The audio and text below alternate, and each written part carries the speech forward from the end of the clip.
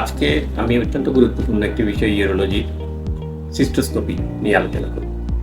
Cystoscopy কি এবং কেন করব, কখন করব, এটা নিয়ে আমি একটু বিস্তারিত আলোচনা করতে চাই।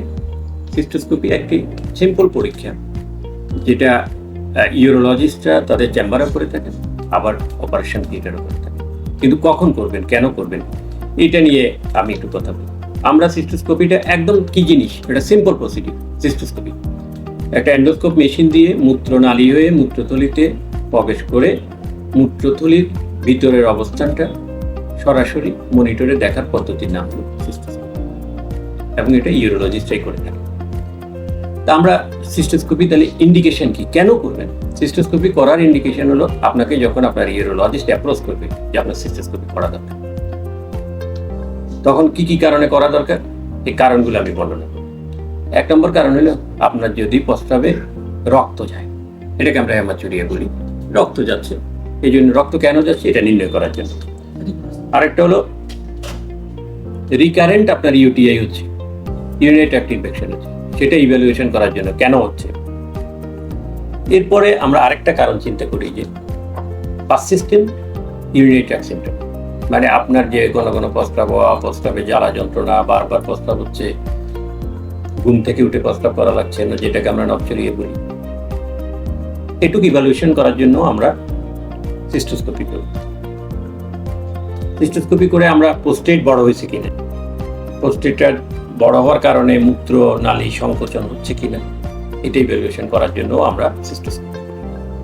এছাড়া মূত্রথলির ভিতরে ব্লাডার টিউমার সন্দেহ করতেছি, ব্লাডার টিউমার আছে কিনা, কোনো রকম পরেন বডি আছে কিনা, ব্লাডার স্টোন আছে কিনা, এটা দেখা যেতে পারে। এবং মূত্রথলি যদি কোনো রকমের জন্মগত ত্রুটি আছে কিনা, ব্লাডার ডায়াবেটিকুলাম থাকে, নির্ণয় করার জন্য আমরা সিস্টোস্কোপি করি। তো সিস্টোস্কোপি এগুলো আমি করলাম ডায়াগনস্টিক সিস্টোস্কোপি। আরেকটা সিস্টোস্কোপি হলো আমরা থেরাপিউটিক সিস্টোস্কোপি করি। এটা হলো রোগগুলো নির্ণয় করার পরে রোগগুলো চিকিৎসা করার জন্য সিস্টোস্কোপি করা হয়। তখন আমরা কি করি, একটা হলো ব্লাডার টিউমার রিমুভ করার জন্য, ব্লাডার স্টোন রিমুভ করার জন্য। একটা হলো বায়োপসি, অত্যন্ত গুরুত্বপূর্ণ জিনিস বায়োপসি। যদি আমি মূত্রথলির কোথাও কোনো প্রকার সন্দেহজনক টিস্যু যদি পাই, ওই টিস্যুটা নিয়ে পরীক্ষা করার জন্য আমরা বায়োপসি করতে পারি।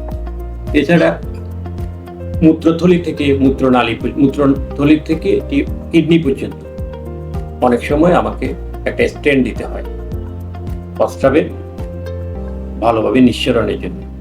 এই স্টেন্ট দেওয়ার জন্য আমরা সিস্টোস্কোপি করি, এবং স্টেন্ট বাইর করার জন্য আমরা সিস্টোস্কোপি করি।